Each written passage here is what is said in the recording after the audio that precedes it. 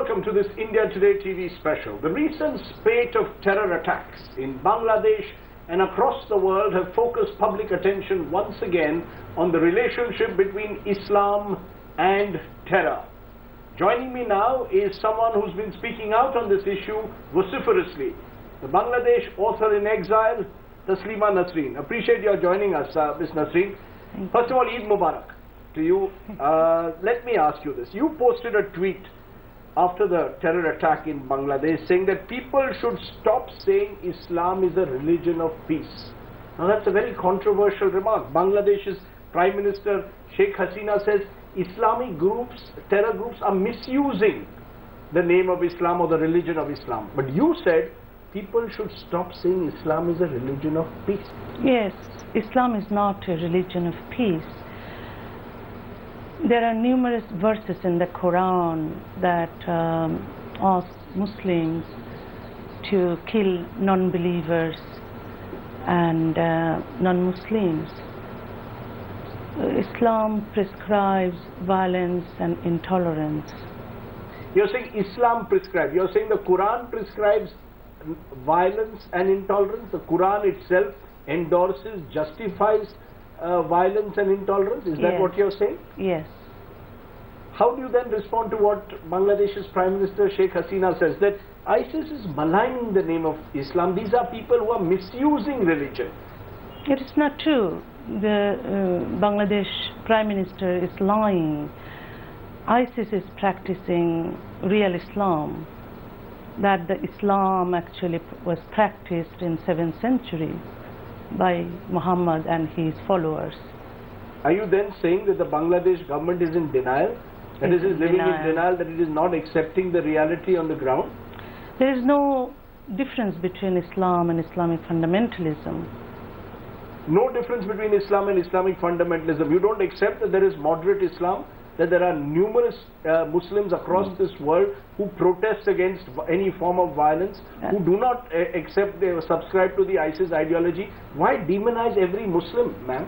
I am not demonizing. No, you're saying Islam, actually, Islam and Islamic fundamentalism is one. Isn't that demonizing an entire religion? No, not at all. I'm not saying that Muslims are, all Muslims want violence, all Muslims are intolerant. Actually, most Muslims want peace.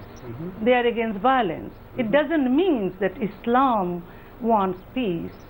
Islam, there is no peace in Islam. You would find lots of violence and intolerance in Islam. There are, Islam is not compatible with human rights, women's rights, democracy and freedom of expression.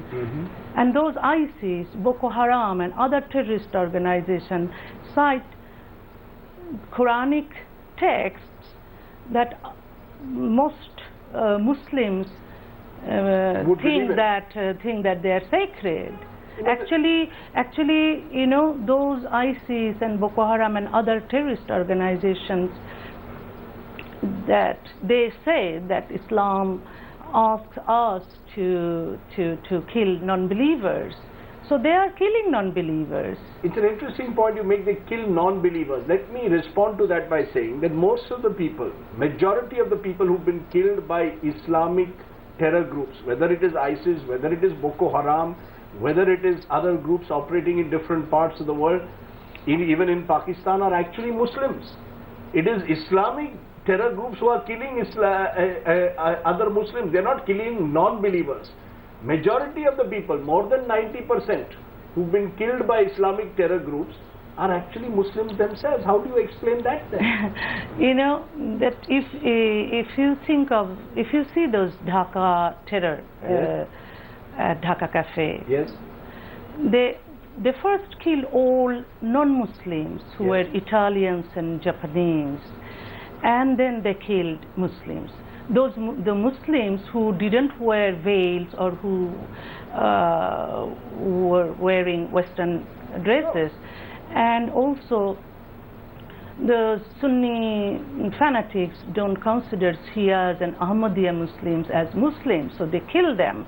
And you know that so many atheist and secularist bloggers who criticize Islam were hacked to death in Bangladesh. because they are non-believers, even though they came from Muslim families, but they oppose religion, oppose Islam. They are critics of Islam. So those the true Muslims who believe in Quran and Hadith and who are honest, not hypocrite. Moderate Muslims are hypocrite because they believe some parts of Quran and they don't believe some parts of the Quran, other parts of the Quran. But those terrorists believe everything in the Quran from A to Z. But you know, the reason I'm asking you this because look what happens in Syria. You know, who dies? It's Muslims who are dying. Even in Bangladesh, yes, as you rightly said, there are bloggers, there are minority groups, Hindus who've been targeted. Hindus, Buddhists and Christians. Yes, but there have also been Muslims who've been attacked. When a bomb blast takes place like the one that takes place now or on this day today, it kills local Muslims. Yeah. My question therefore is, do these Islamic terror groups really make the kind of distinction that you do between believers and non-believers? You believe they do? Yeah, actually, you know, just yesterday we saw a video that came from Raqqa, Syria. 3 Bangladeshi terrorists, ISIS terrorists, were saying that they will kill Bangladeshi people because they don't believe in democracy. They want to create Islamic, you know, Allah's law there. They don't want any man-made laws.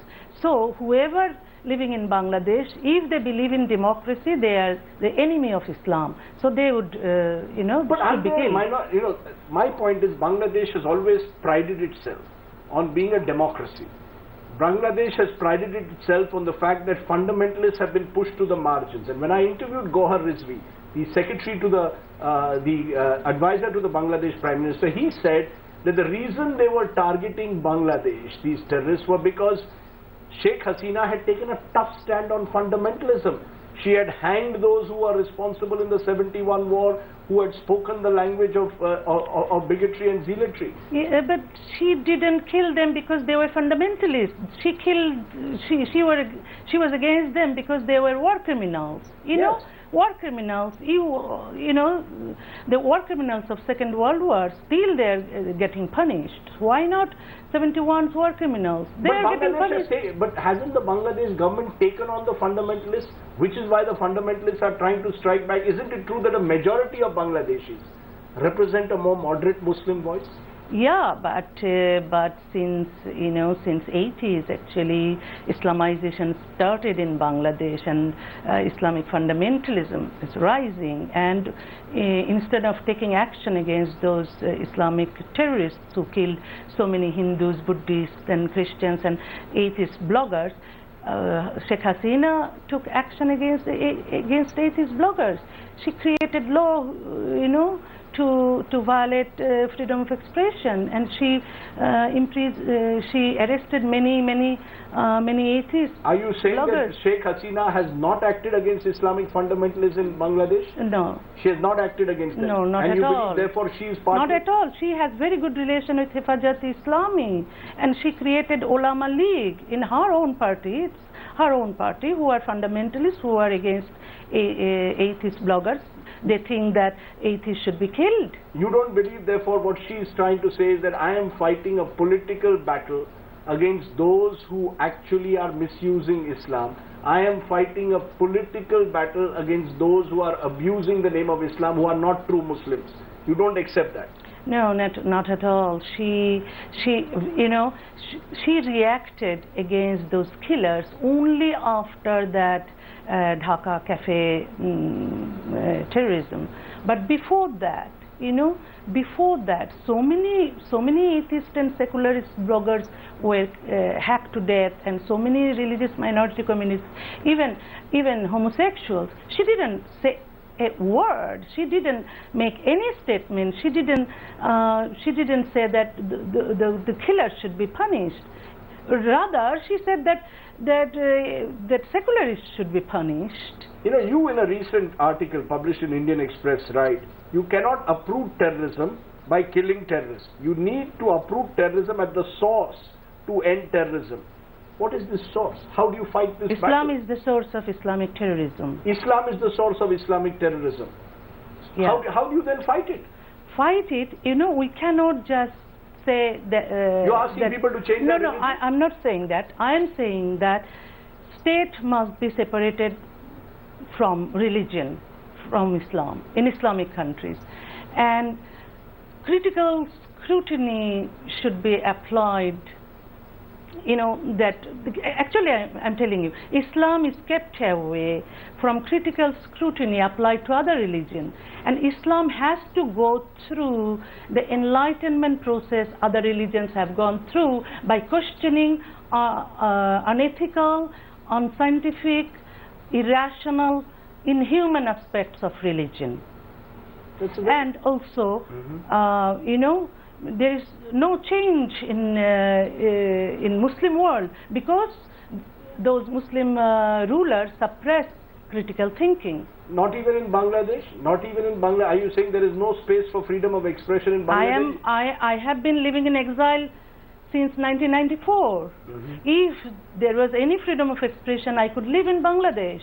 And so many bloggers now, atheists and secularist bloggers, have been leaving the country. So are you saying that you fear that Bangladesh is moving in the direction of a Talibanized state? Is that what you are saying, or is that an exaggeration? Not exaggeration. Do you believe that these groups actually represent only a minority, that the majority have no time for these groups? Do they represent the majority voice today? Is there sympathy? Let's be honest, for those responsible for this terrible attack in Dhaka cafe, do you believe the people of Bangladesh? They have kind of sympathy. Otherwise, why they don't protest against those ISIS killers? They protest against the Israel government, what is happening in Gaza. They, thousands of people come to the street to protest against Israeli state terrorism. But why not? They don't protest against ISIS terrorism. They don't protest against Boko Haram. And is your particular worry that in this particular instance of the Dhaka cafe, the people who are involved were urban middle-class youth who came from good schools, came from relatively affluent backgrounds? Are you saying, therefore, this is evidence to your theory that Islamization is no longer limited to certain poorer areas of Bangladesh, but has spread right across? Yeah. That's what you're trying to suggest. Yeah, look at the 9/11 terrorists. They were all educated and they were rich. Look, think of Osama bin Laden. He was a rich man, So you must not think, because you find that some men from Pakistan who were given money and who became terrorists. It's not the case, actually, in global terror. A religious preacher who allegedly inspired those responsible for the attack in Bangladesh. You have said Zakir Naik is a terrorist sympathizer. He has been inspiring Muslim youth to become terrorists. Yeah. Rohan Imtiaz, one of the terrorists, Dhaka cafe terrorists, he, in his Facebook page, he quoted Zakir Naik, that Zakir Naik asked all Muslims to become terrorists. And then he disappeared. After 6 months he appeared, as a terrorist who killed so many people at Dhaka cafe. So you are saying that Peace TV should be banned? Should be banned. Peace TV should be completely banned in Bangladesh. Yeah. It should not be allowed. Peace TV should be banned in Bangladesh because of Peace TV, so many young people in Bangladesh are influenced. They are becoming fundamentalists, and next step is they are becoming Islamic terrorists. Dr. Zakir Khan also says, and this is what his supporters are saying to suggest that he is not a terrorist sympathizer. They say that he calls the term Islamic State of Iraq and Syria, ISIS, un-Islamic. And to quote him, they say, by using the name Islamic State, we are condemning Islam. They are the anti-Islamic State of Iraq and Syria that has killed innocent foreigners. The name is given by the enemies of Islam. So at one level, he's also saying that ISIS is un-Islamic. It is not true Islam. How do you respond? Is Zakir Khan someone who is a religious preacher, or is he someone who is peddling hate, who's trying to create hate between communities, who's trying to incite violence? Yeah, he's inciting violence, and also he asked non-Muslims to convert to Islam, and he showed his support to Osama bin Laden and also the terrorists of 9/11 terrorists. He said that it is good to terrorize the terrorist country. So, you know, so if he is against ISIS, it doesn't mean that he is not a Islamic fundamental sympathizer, terrorist sympathizer. You know, Al Qaeda is against ISIS also. So Al Qaeda is also Islamic terrorist organizations. So the people who are against ISIS doesn't mean, you know, they are not Islamic fundamentalists or Islamic terrorists. So you are very clear that Zakir Naik is spreading this terror, is spreading in a way, is influencing the minds of young people in Bangladesh. That's what you are saying. Yes, two of the Dhaka terrorists were very much influenced by Zakir Naik. So you believe he should be prosecuted or should Peace TV be banned? Let's be very clear. I think that, you know, I am against banning and censorship, but to save humanity, for the sake of humanity, I think that Peace TV should be banned. It's interesting you're saying that, because you've always said freedom of expression is absolute. Today you're saying that freedom of expression is not absolute. If it incites violence, if it provokes hatred, it must be banned. No, I'm not saying that, you know, that he actually, you know, because so many people are hacked to death, so many people are getting killed.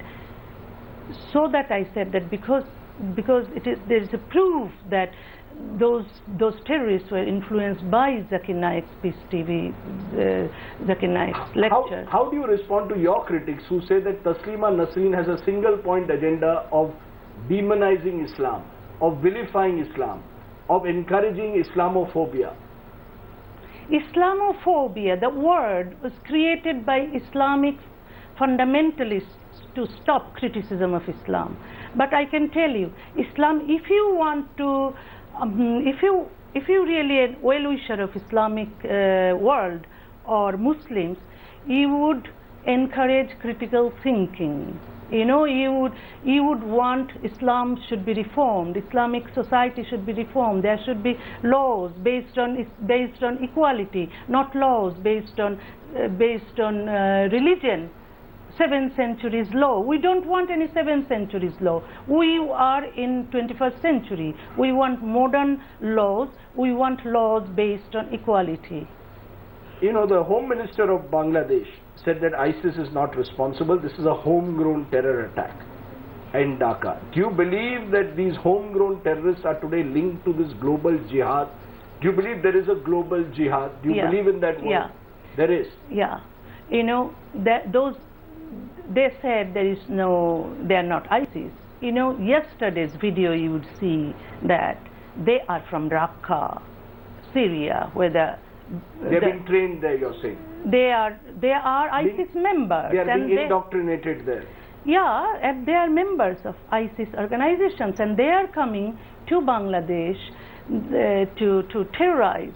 And you believe they could tomorrow come to India as well? So these groups are all linked to each other. You believe they could get training this side of the border and go to Bangladesh and vice versa. So you believe this threat is not just a threat about Bangladesh, it's a global threat. Yeah, there is a global threat. They can anytime come to India and do the terror attack. How will you respond to those who will say that all those who preach hatred, whichever community, whether Christians, Hindus, Muslims, must all, in a sense, be put under the same test? Because in all your comments, you focus on Islam.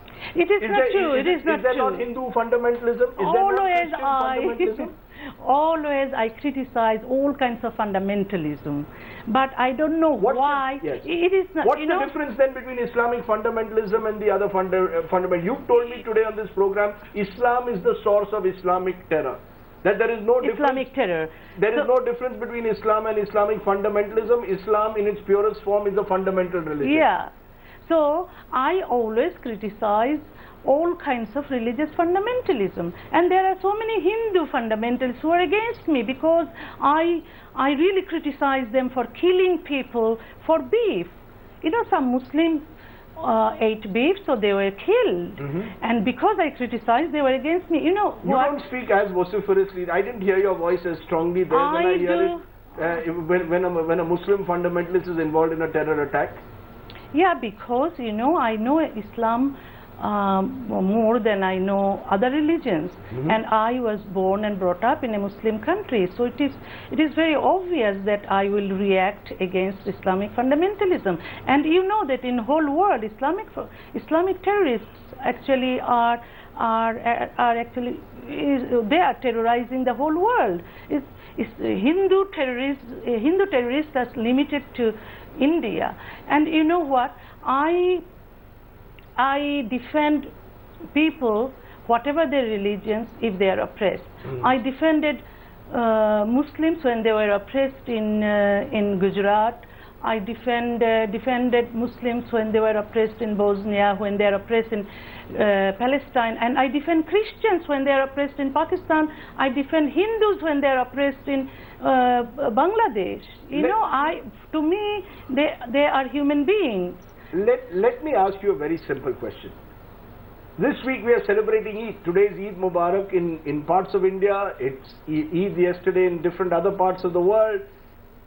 Are we saying that in this celebration the time has now come for introspection? There are millions of Muslims out there, perfectly decent, reasonable people who have never committed an act of violence in their lives. A majority of Muslims are like that. Are those majority of Muslims going to be branded as terrorists simply because of what happens in a Dhaka cafe, or what happens in an Istanbul, or what happens in a Brussels, or what happens in a Paris, or what happens tomorrow in an Orlando? Are those millions of Muslims going to have to suffer for what someone else is doing? I mean, aren't you then playing into the hands of these terrorists? They want to create this division. They want Islam to be demonized so that there is a greater divide. You know, I think that people who shut their mouth, who do not want to criticize Islamic fundamentalism or don't want to criticize Islamic terrorists, they actually are enemies of Islam or Islamic world. Because if you want Islamic world should change, and Islam should be reformed, and then the Muslims would be civilized, Muslim societies would be civilized, then you would of course allow criticism of Islam. Like, you know, it is possible to you know, criticism of Hinduism, Christianity, Judaism. Without criticism of Judaism or Christianity, they would not have secular societies. And why not you want criticism of Islam so that we can have a civilized Islamic society, Islamic country? So you are calling, in a sense, for a new wave of enlightenment in Islam. Yeah. That's what you're calling for. You don't believe that this criticism is resulting in the demonizing of people who practice Islam, but you are calling for enlightenment of Islam. Am I correct? Yes, you are correct. And I think that yes, and if you suppress critical thinking within Islamic world, then Islamic world will be in the darkness forever. And I don't want, because I am a well-wisher of Islamic world. And you are presumably a well-wisher also of your home country of Bangladesh. Yes, as well. of course. Taslima Nasreen, you have always spoken your mind. Thank you very much for joining us. Thank you so much.